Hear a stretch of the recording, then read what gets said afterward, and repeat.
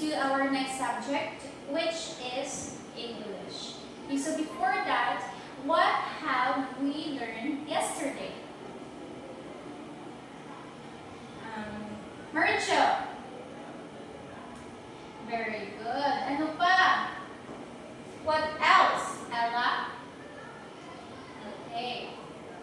So this time, we will be having our new lesson. So before that, we will have an activity. So what we will do when we are having our activity. Mauricio,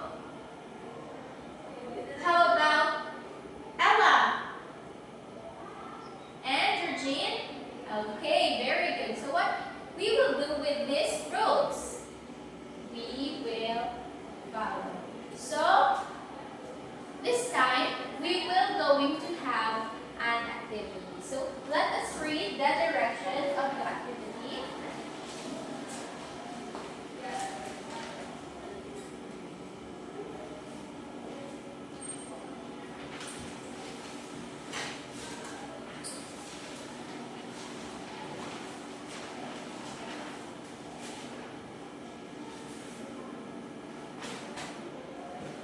Okay, thank you.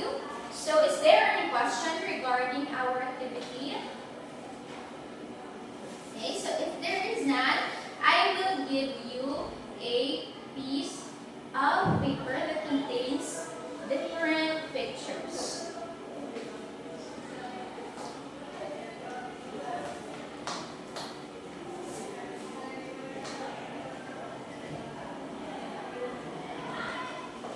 Okay, so when I say start, you can start to find your pair or your group. Okay?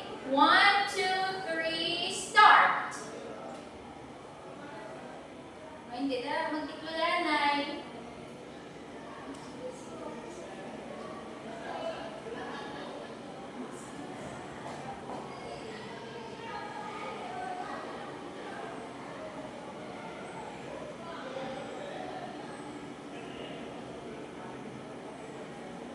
Okay, so when you already form a triad, you can go back to your seats.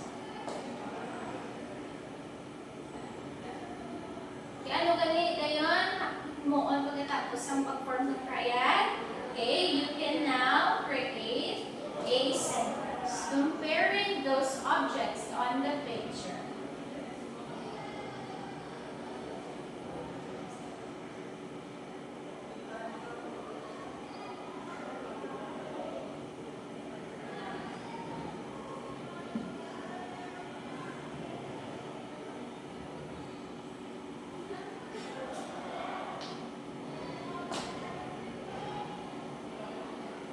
Tapos na. Kung kagahod naman.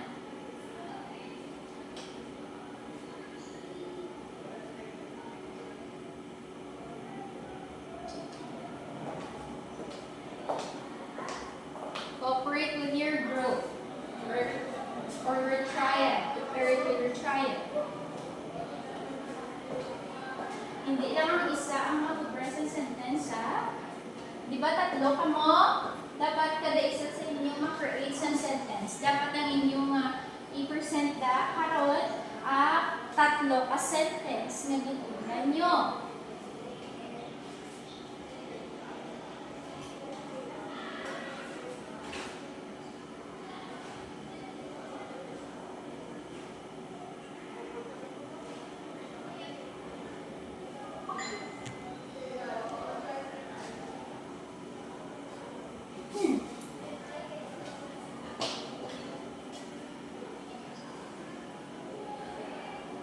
Are you all finished?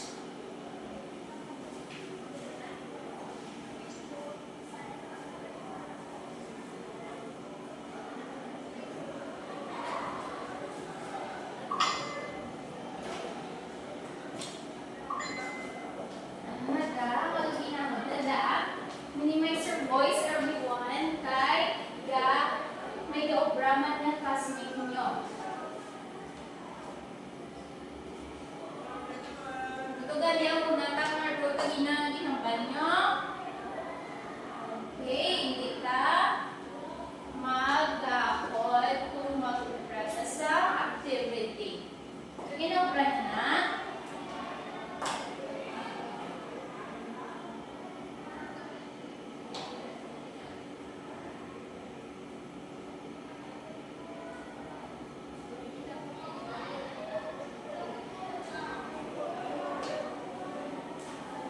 Hindi man requirement ang paghambal sa inyong activity kay maraming kung masulat sentence. Unless na lang po ang inyong activity require sa inyong maghambal. Eh, di kung mga active na sagay kang maghambal.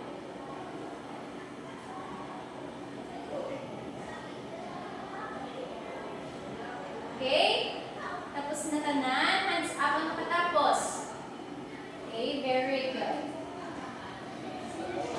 Okay, so, dili ka naman po. Ang mga kinikol ng mga tatlo, Ana, Joy, and Marcho. Okay, so let us see the picture na nakuha nila ni Hannah.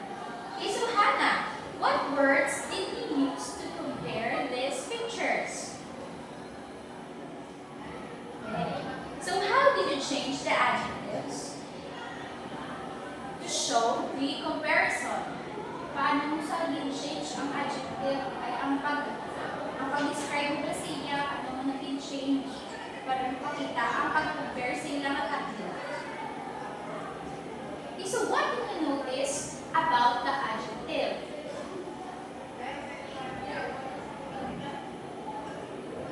What did you notice when you compare this to what you noticed with the adjective? How about when you compare all the three animals? What can you notice? Okay, very good.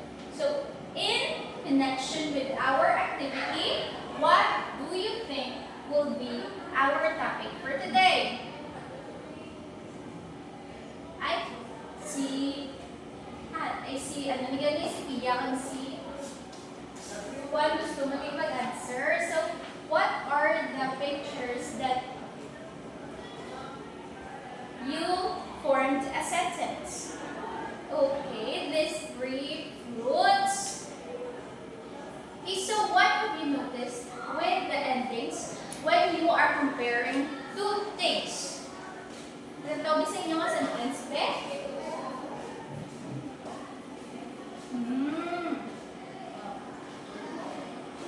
Three things lang na ninyo yung tinubrahan. Compare mo lang sila mga tatlo. Okay naman. Ano? So, ano ang na-notice nyo sa pag-compare nyo sila mga tatlo? Okay, very good. So, based on our activity, what do you think will be our topic for today? Okay, very good, everyone. So, in connection with our topic yesterday, which is adjective, ikabalo ng tatan kung anong adjective, di ba? Kaya klase na naman na yesterday. Okay? Ano naman yan ang adjective, Dor? Ano to galing, May habali, Dor? Okay, very good. So, this time, we will be learning about adjective Japon, pero the degrees of its comparison. So, as you notice, yun pa obra ka mo sa sentence nga compare sa mga pictures nga inyong nabato. So, this day, we will going to learn about the degrees of comparisons of the adjective. So, the first degree of the comparison of the adjective is the positive degree of adjective. So, all girls, please read the definition of the positive degree.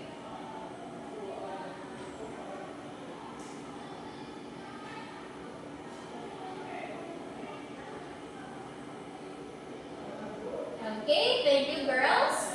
Okay, so when we say a positive degree, it is describing a noun with without comparison. This means gina-describe mo lang ang isa katao. And we don't change its form. For example, smart. We have here an example, smart. Kung smart ang inyong adjective, we don't change that form of that word. That means it is smart. Smart, let's say, Japon. So, for example, in sentence, Joe is a smart student. So, na-notice nyo, kasi Joe lang tama ito na gina-istoryahan. That means a positive degree of adjective. Wala lang may ginakumparar na iba, si Joe lang ang ating na gina-istoryahan. So, that means smart lang ating na gamiton. And wala siya na-change. Wala na-change ang ating na adjective sa positive form. Okay, makatagpataiban. Tall. I am a tall girl. So, ako lang niya, wala kong ginakumparar ang aking nga ugalingon sa iba. So, that means, kung magamit ko adjective na tall, hindi na siya magbagot, tall lang na siya, Japon. Okay, so, it's your turn to give an example. Marichu, give me an example of an objective and make a sentence showing a positive degree of adjective. Positive adjective, kay Marichu. Very good. So how about Thor? Can you give me an adjective and make it and use it in a sentence showing a positive degree? Okay, very good. So naintindihan na kung ano ang positive degree of comparison. Okay, very good, everyone. This time, we will move on to comparative degree of comparison of adjectives. So all boys, please read that definition.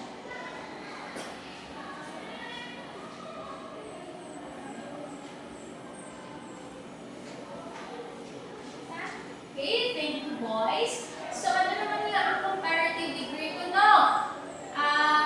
Georgine. Okay, excellent.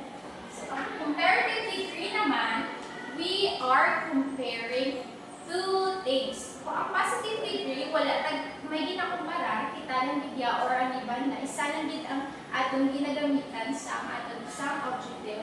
When we are using this comparative degree, we are comparing two nouns or pronouns. Okay? So, it is usually formed by adding ER to the one of the ways of forming the adjective is adding ER to the positive form of the adjective. So we are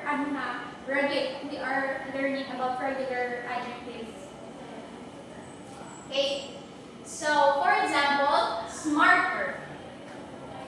Okay? Read all together the example sentence.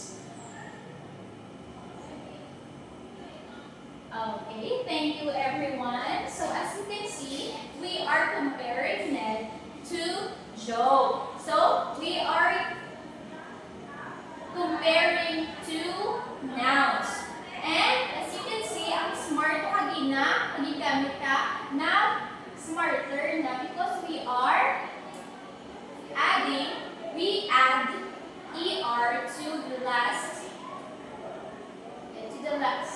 word, to the last letter of the adjective. Okay, naintindihan lang. Okay, so who can give me, ako na matugso. Sweet. Give me an adjective that is in a comparative degree and use it in a sentence.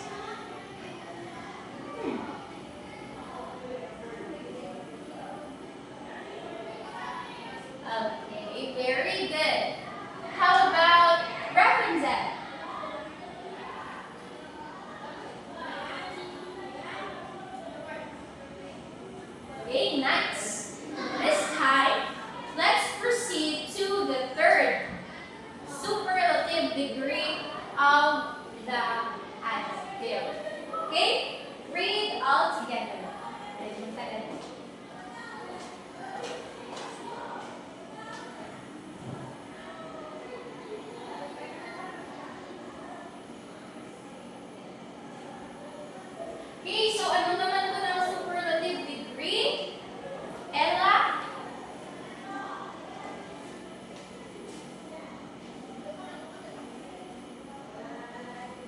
Very good. So, this superlative degree, this time, kung positive degree, wala kami kina-compare. Kung ang comparative degree, compare the two nouns and pronouns. In the superlative degree, we are comparing 3 or more nouns. And, for example, we have here, smart na daw na ito, nung gamiton, para makita ng difference. Smart. Ano na tapos smart na? Okay, nag-google siya EST because this is one way of forming a superlative degree adjective. We are going to add EST to the adjective itself. For example, Lee is the smartest student in the class. So, in this sentence, we are comparing Lee to the whole class. So that means we are going to use smartest as our adjective. So, naintindihan lang. Okay, give me an adjective with superlative degree and use it in a sentence.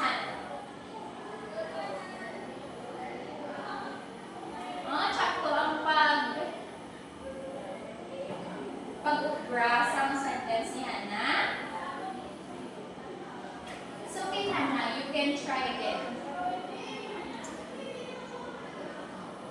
Okay, that's very good. Okay, Hannah.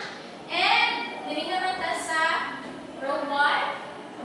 Si Ana Joy. Ano ganit rahon? Hatag ka sa adjective and superlative degree and use it in a sentence. Okay, very good. So, naintindihan niyo lang? Again, what are the 3 degrees of comparison of an adjective? So, give me one only. Mermaid. So, what is a positive degree? Okay, very good. How about here? Thor. Give me an example of a degree of comparison of an adjective. Very good. And last, sweet. Okay. So, give me an example of an adjective in a positive degree and use it in a sentence. Sumunod sa unahan. There is a. Okay? Excellent. So give me an example of an adjective in a comparative degree and use it in a sentence. Stella.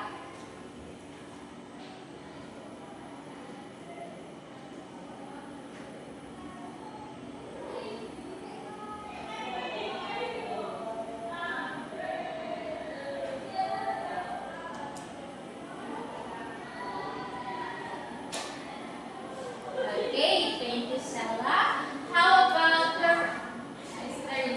Mary Jo?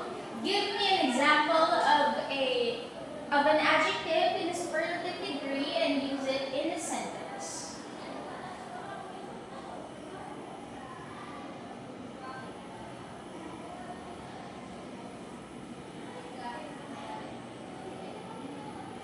Nice job, Mary Jo. So, here, the last question. As a learner, why is it important to identify the degree of comparisons of an adjective?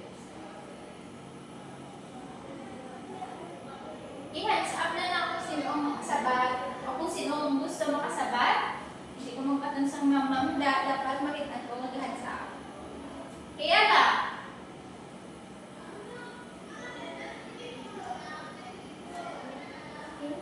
Very good, Aula. So, how about others?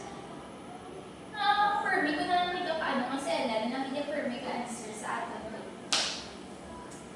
Kung hindi ko man gusto sa Ella, hindi for me ka-answer. How about others? Mermaid.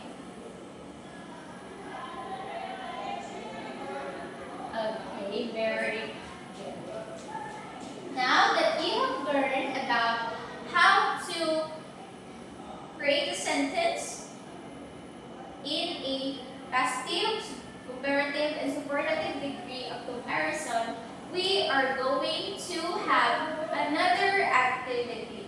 So, all the learners that is nga mag-birthday sa January, read the direction.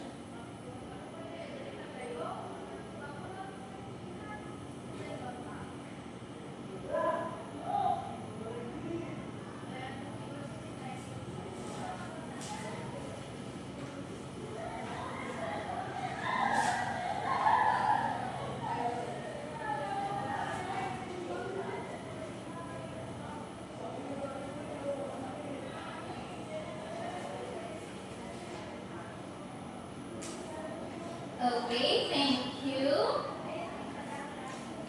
Okay, maintindihan lang sa aton nga direction mo ay tumangkot. Is there any question, clarification? Okay, none. So I will give each group a card, and all you need to do is read carefully the direction inside it. Okay? Hindi tayo mag-open. When I say start, you can open your activity card and read your direction. Okay, 1, 2, 3, start.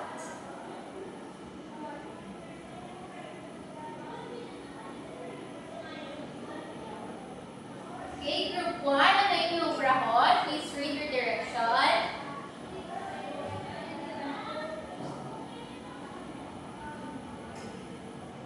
Is there any question regarding your activity, your work?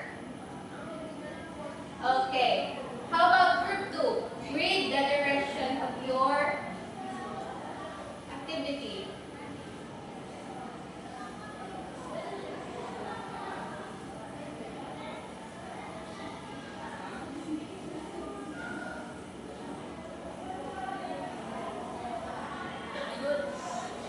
And group 3. Please read the direction.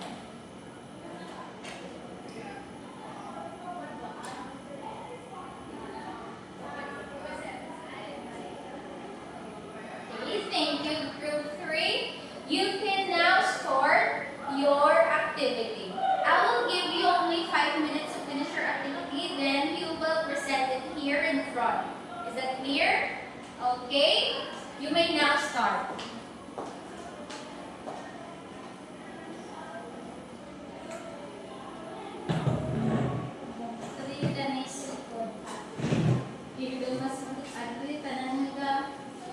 Wala ka pilit sa grupo.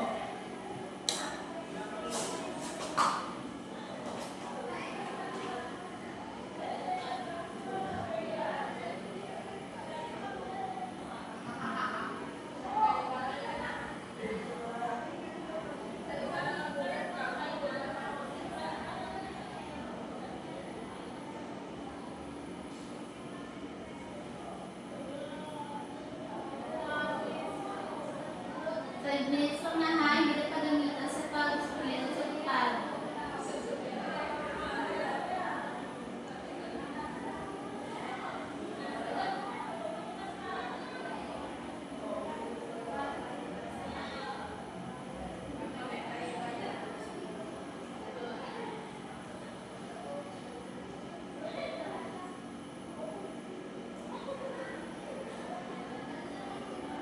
Four minutes left.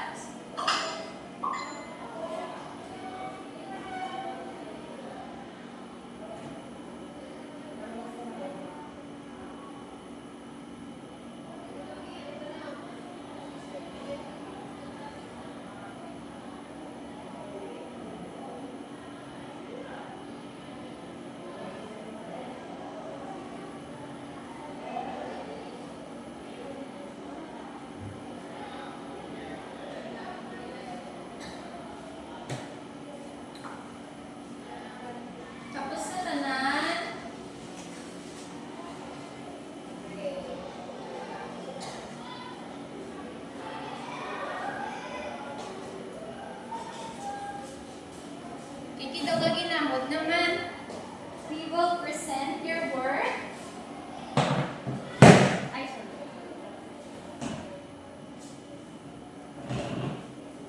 Okay, starting from group 1.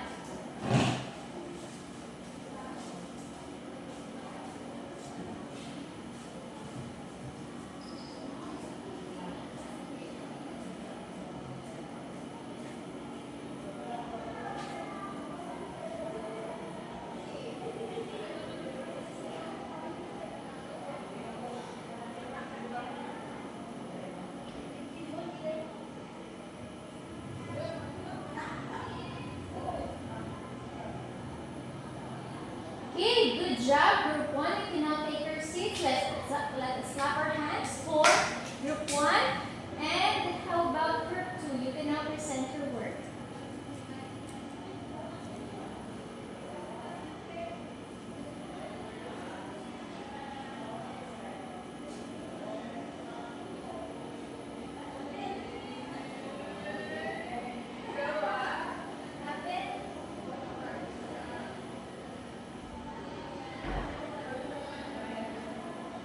Okay, very good also. Group 2, you can now take your seats. Let us clap our hands to group 2.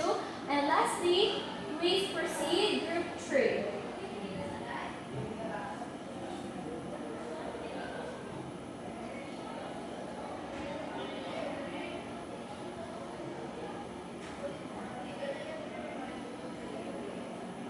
Okay, very good work, everyone. Clap your hands. Clap your hands to yourself.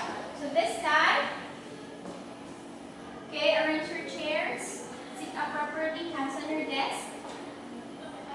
Okay, very good. So please get your ball pen and paper. Now we'll read the direction.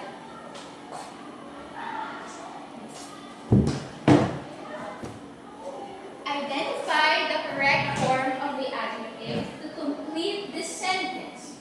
So is the direction clear? Okay, very good. I will only give you 2 minutes to answer. Your timer starts now.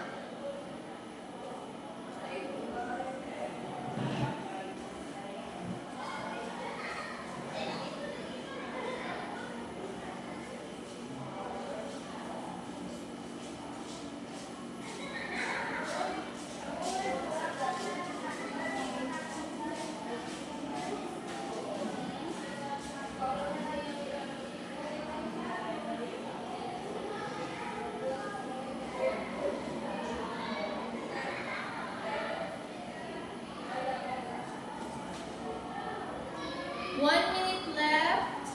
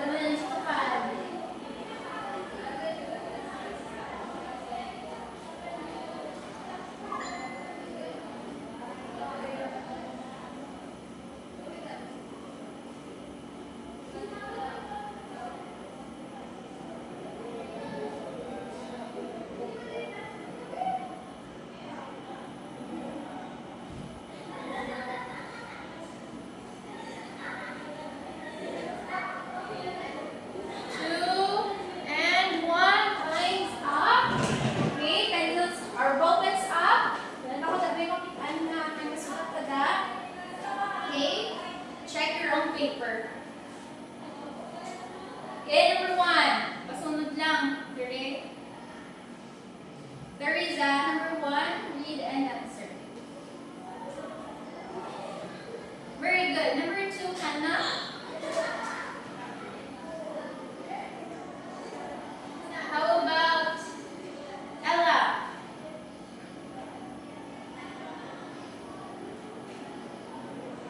Very good. Number 4, Mermaid.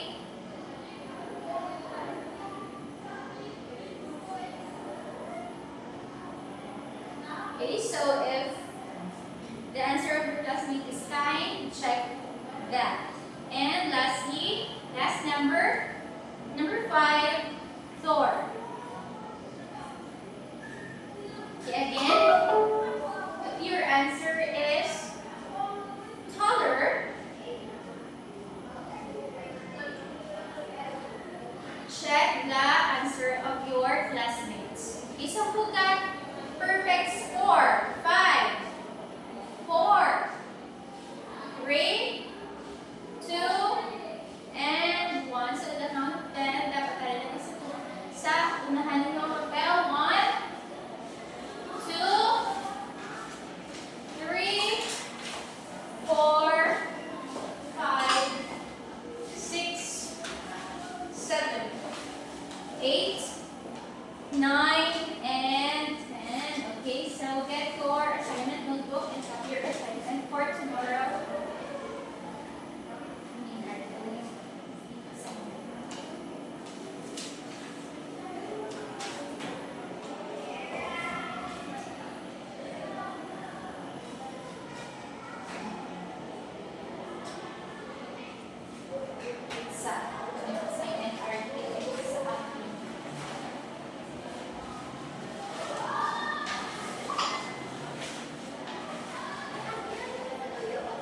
Okay, read the direction of the assignment. Georgia.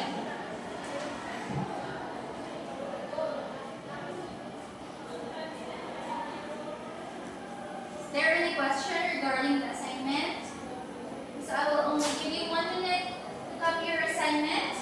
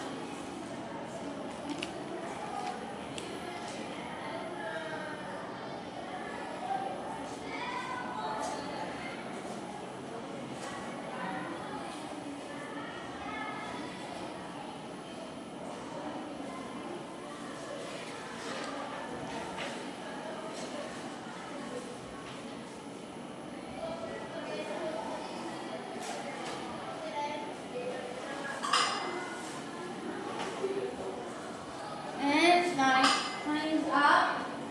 Please keep your assignment notebook.